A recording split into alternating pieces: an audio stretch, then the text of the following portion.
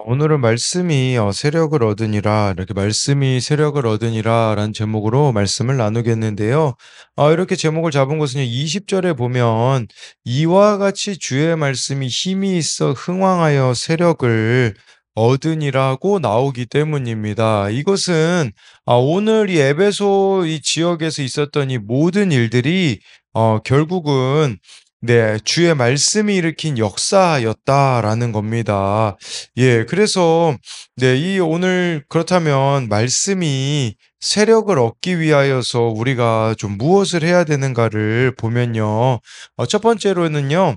말씀이 세력을 얻으려면 날마다 강론해야 합니다. 8, 9절인데요.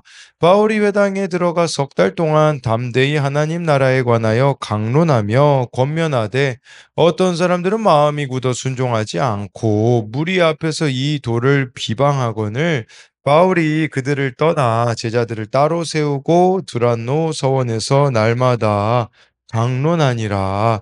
네, 이 말씀을 이제 보게 되어지면요. 바울이 여기는 지금 에베소 지역이거든요.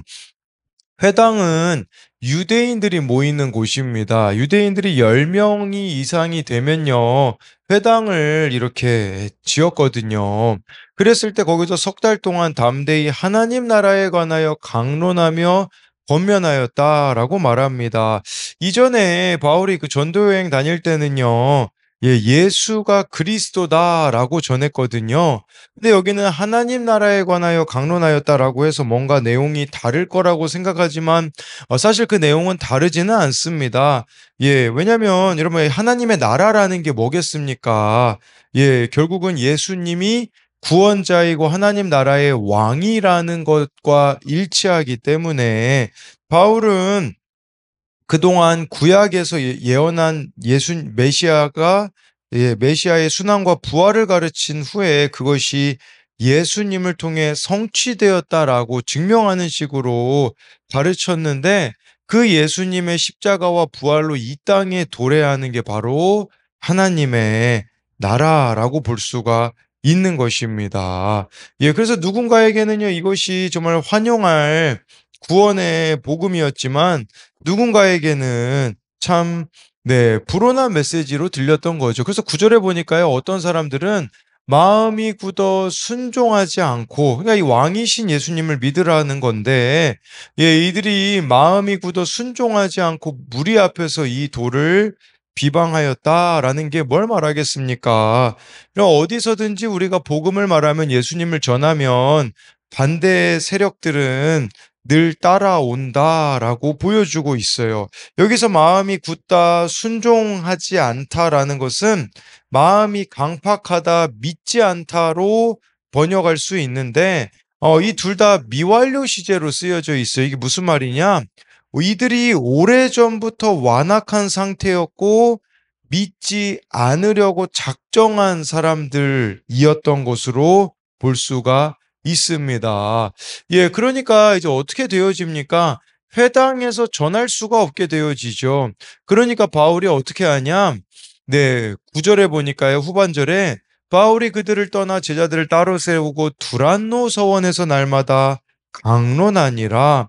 이 두란노 서원은요, 이 두란노라는 것이 아마 뭐 그곳의 주인 이름이었든지 아니면 거기서 가르치는 철학자의 이름이었을 겁니다. 놀랍게도 바울은요, 이 새로운 장소에서 2년 동안 날마다 하나님의 말씀을 강론하였다라고 말씀해 주고 있어요. 그러니까 한쪽 길이 막혔잖아요. 이 회당에서만 유대인들을 대상으로만 이렇게 전했다면 이제는 두란노 서원에서 전하게 되어지니 더 많은 사람들이 이렇게 복음에 대하여서 들을 수가 있었다라는 것을 보여주고 있는 것이겠죠.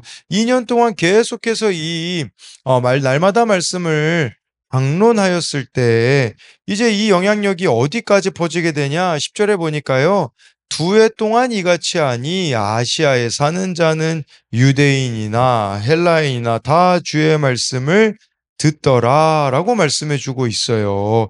그러니까 이제 에베소를 넘어서 아시아의 유대인 헬라인에게까지도 이 말씀이 전해질 수 있었다라는 것을 네. 말씀해 주고 있어요.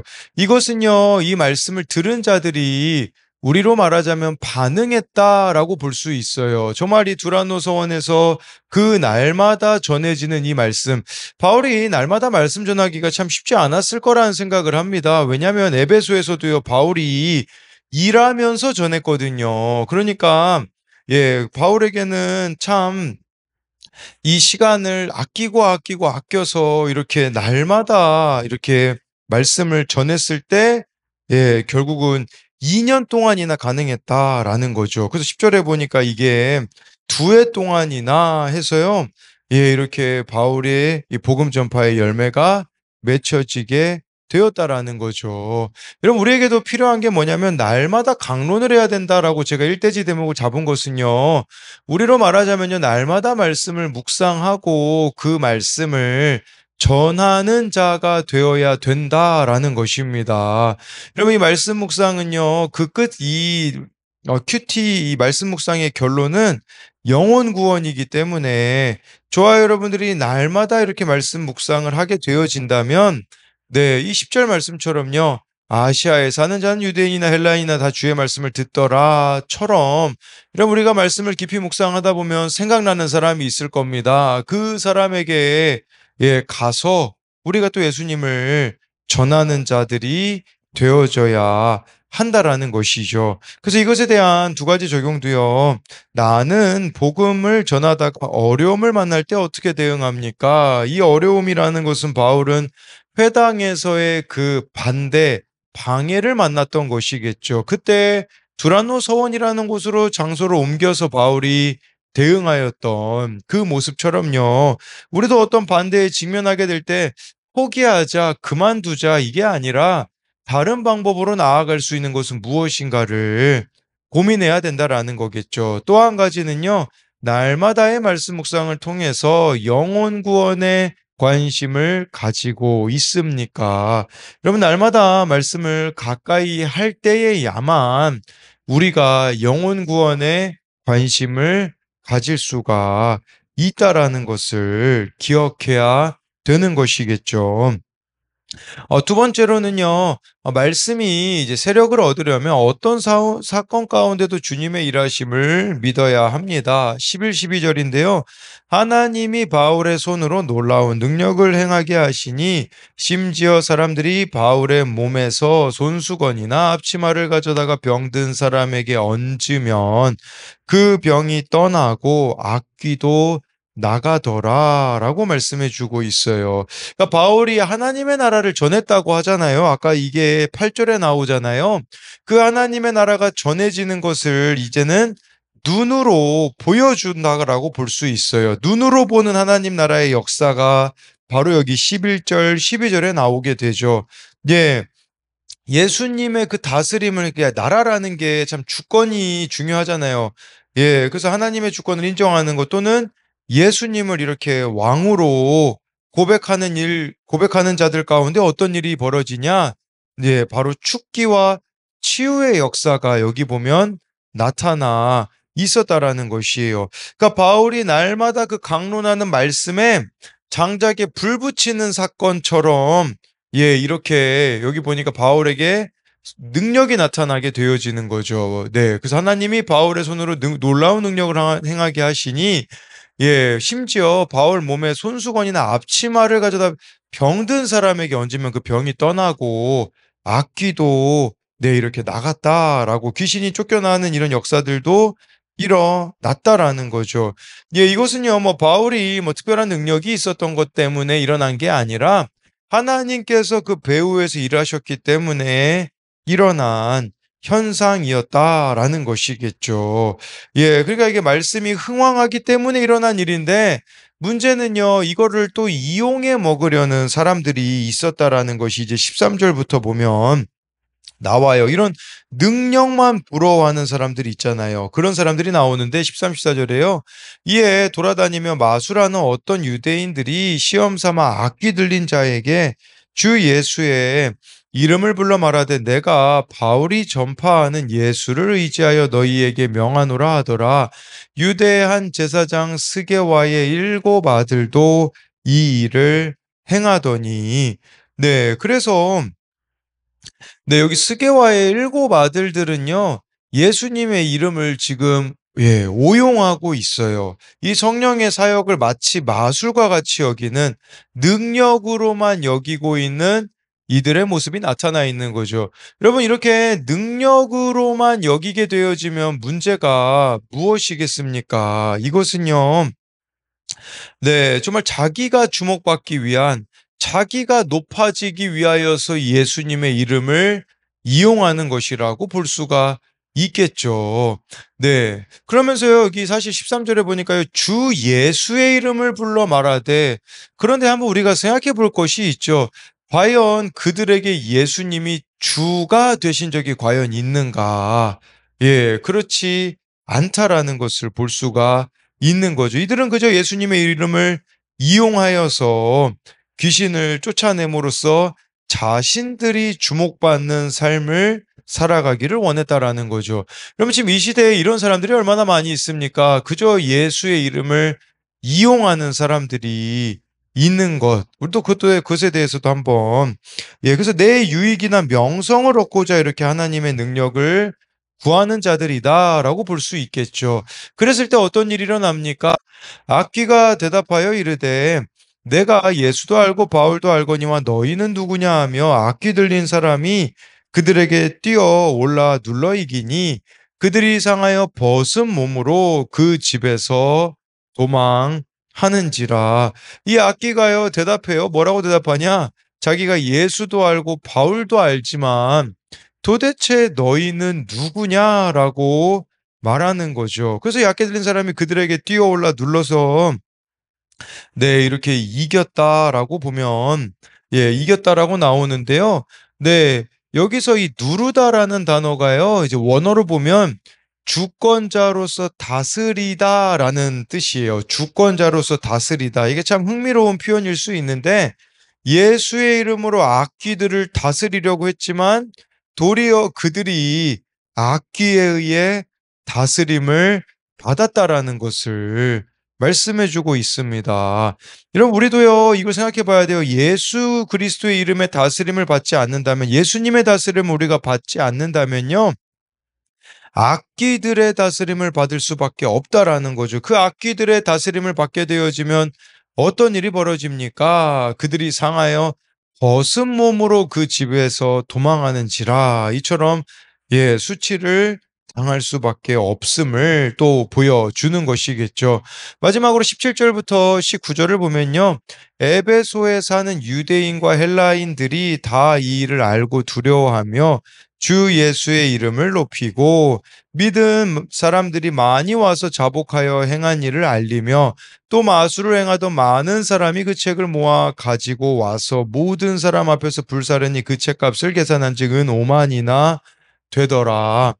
사실 이 당황스러운 사건이었었잖아요. 그 지금 이렇게 이 말씀에 나와 있듯이 그 스게와의 일곱 아들들이 막 사도 바울을 따라하면서 막 귀신을 쫓으려고 하였던 이런 사건들 가운데서요. 신실하게 하나님이 그 가운데 또 일하시는 걸 보게 되죠. 그러니까 막 악귀들이 그 일곱 아들들을 이렇게 막 눌러서 이기는 모습을 보면서 사람들 가운데 이제 17절에 보니까요. 유대인과 헬라인들이 다 이 일을 알고 두려워하여 주 예수의 이름을 높였다라고 말하는 것이에요. 그러니까 그 전에는요, 자기의 이름을 높이는 삶을 살았다라면 이제 이게 반면교사가 된 거죠. 아, 이제 예수님의 이름을 높여야겠구나. 주 예수의 이름을 높인다라는 것은 구체적으로 뭘 말합니까? 여러분, 예수님의 이름을 높인다는 것은요, 18절, 19절에 구체적으로 나와 있어요. 주 예수의 이름을 높인다라는 것은 18절에 보니까요, 믿은 사람들이 많이 와서 자복하여 행한 일을 알리며 라고 나와 있습니다. 와서요, 죄 고백을 하였다라는 것을 말씀해 주고 있어요. 여러분, 예수님의 이름을 높인다라는 것은 나의 죄를 오픈하고 드러낸다라는 거죠. 그걸 그렇게 우리가 드러냄으로써 우리는요, 영원한 수치를 당하지 않을 수 있어요. 물론 이 죄를 자복하는 게 일시적으로 우리들이 참 부끄러움을 느끼고 수치스러울 수 있겠죠. 근데요, 이것이 우리들에게 영원한 수치를 당하게 하지 않는다라는 것을 여러분들이 기억해야 되는 것이겠죠. 네, 그래서 이들이 와가지고 예수 이름을 높였다라는 것은 자복하였다. 이 죄를 드러내었다라는 것을 말씀해 주고 있고요.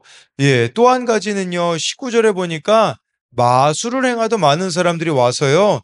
자기들이 그 막 마술 책들 있잖아요. 그걸 가지고 와서 모든 사람 앞에서 공개적으로 불사릅니다. 이제 더 이상 이 마술의 길로 가지 않겠다라는 거죠. 근데요, 그 책값을 계산해 보니까 은 5만이나 되었다라는 것을 말씀해 주고 있어요. 은 하나가 하루 품삯이었다고 하더라고요. 그러면 은 5만이라면요. 5만 명의 하루 품삯이겠죠. 이걸 계산하면요. 한 사람이 이 돈을 벌려면 얼마나 일해야 되냐? 137년을 일하고 다 모아야 마련할 수 있는 돈이었다고 합니다. 한 사람이 은 5만을 모으려면 쉬지 않고 137년을 일해야지만 벌 수 있는 그만큼 많은 돈이었다라는 거겠죠. 그러니까요, 이 값비싼 마술 서적들을 불태웠다라는 게 의미하는 게 뭐겠습니까? 하나님의 말씀에 반하는 것들을 과감하게 버렸다라는 것입니다. 여러분, 이 오만이 아까워가지고 있잖아요. 버리지 못하는 사람들이 얼마나 많이 있는 줄 모릅니다. 여러분, 정말 하나님의 말씀에 반하는 것이라면, 그것을 오늘 말씀에 나와 있는 이 에베소 사람들처럼 과감히 버릴 수 있는 이것이 바로 주 예수의 이름을 높이는 것이라고 볼 수가 있는 것입니다. 그래서 세상 가치보다 하나님의 진리를 우선시하는 그 결단이 정말 저와 여러분들 가운데 일어나기를 소망합니다. 그래서 이것에 대한 적용 질문은요. 내 유익이나 명성을 얻고자 하나님의 능력을 구하지는 않습니까? 이것은 14절에 나와 있는 제사장 스게와의 일곱 아들, 이들은요, 예, 자기들이 높아지기 위하여서 이렇게 예수님의 이름을 이용하려고 하였던 것을 볼 수 있겠죠. 우리도 이렇게 예수님을 이용하려고 하고 있지 않는가를 보자라는 거겠죠. 또 한 가지는요, 나에게는 하나님의 말씀에 반하는 것들을 과감히 버릴 용기가 있습니까? 이것은 그 마술 책값이 은 5만이었다고 설명드린 부분이 있잖아요. 그게 137년 연봉이었는데, 그것을 이렇게 과감히 버렸다라는 거. 우리 또 하나님 말씀에 반하는 것들이 어떤 가치가 크다고 할지라도 버릴 수 있는 우리가 되어야 한다라는 거죠. 그래서 오늘 말씀을 정리하면요. 말씀이 세력을 얻으려면 첫째로는요. 날마다 강론해야 합니다. 바울이 날마다 두라노 서원에서 말씀을 전하자. 정말 아시아 지역에 복음이 전파되었다라고 말씀해 주고 있잖아요. 날마다 듣는 이 큐티 말씀이 영혼 구원에 관심 갖게 되어지고 그것이 영혼 구원을 이루어낸다라는 관점으로 보자라는 거죠. 또 말씀이 세력을 얻으려면 두 번째로는요. 어떤 사건 가운데도 주님의 일하심을 믿어야 합니다. 그래서 좀 당황스러운 사건을 맞이하게 되어지죠. 이 스게와의 일곱 아들들이 정말 사도 바울을 따라하는, 근데 그때 오히려 그걸 통하여서 사람들이 자기 죄를 자복하고 은 5만이나 되는 책을 불태우는 일들이 일어나게 되는 것처럼, 여러분 어떤 일이 있어도 당황하지 마시고 그 이면에 일하고 계시는 주님을 신뢰하는 우리가 되어야 합니다. 기도하겠습니다. 살아계신 하나님, 오늘 말씀에 바울이 회당에 들어가서 석 달 동안 하나님의 나라를 전합니다. 오늘 말씀에 보면 마음이 굳어 순종하지 않는 자들이 있었지만 그럼에도 불구하고 바울이 좌절하거나 포기하는 것이 아니라 오히려 두란노 서원에 가서 날마다 강론하였습니다. 우리도 날마다 말씀 묵상이 이루어지기 원합니다. 그럴 때에 정말 아시아에 사는 자들이 유대인이나 헬라인이나 다 주의 말씀을 들었다고 합니다.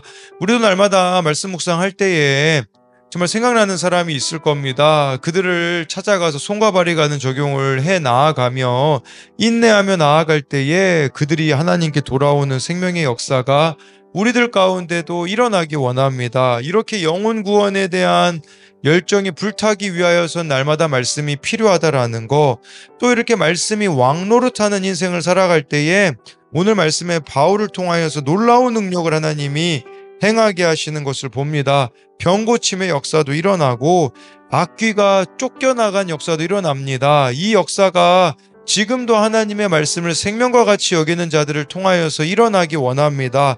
그리하여서 이렇게 말씀대로 나아가는 자들에게 하나님 병 고침의 역사가 일어나게 하시고 귀신의 쫓겨남의 역사, 또한 중독과 죄가 끊어지는 생명의 역사가 날마다 말씀을 따라가는 자들에게 나타나게 하여 주시고, 뿐만 아니라 또 당황스러운 사건이 있게 되어집니다. 정말 유대의 제사장 스게와의 7 아들들이 정말 이렇게 그저 귀신을 쫓는 것만 부러워하여서 자신들이 높아지려고 그 일을 하였을 때 그 가운데 오히려 그 사건을 통하여서 사람들이 두려워하여 예수님의 이름을 높이게 되는 것을 봅니다.